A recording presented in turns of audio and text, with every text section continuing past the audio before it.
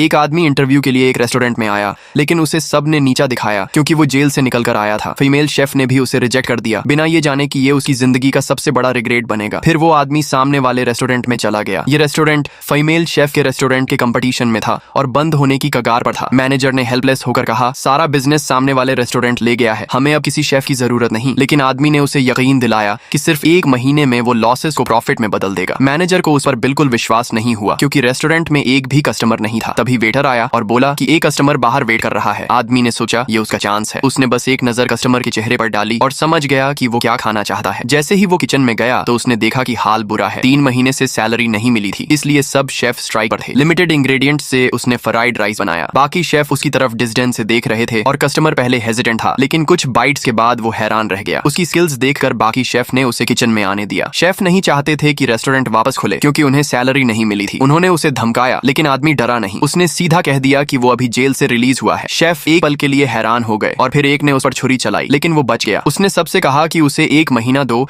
वो मैनेजर से उनके पैसे दिलवा देगा। तब तक डाइनिंग एरिया में फ्राइड राइस पूरा खत्म हो चुका था। कस्टमर बहुत खुश था और बोला कि वो कल फिर आएगा। मैनेजर भी इंप्रेस्ड हो गया और तुरंत एक रिक्रूटमेंट नोटिस लगा दिया और इस तरह शुरू हुआ 2 रेस्टोरेंट्स के बीच का असली बैटल।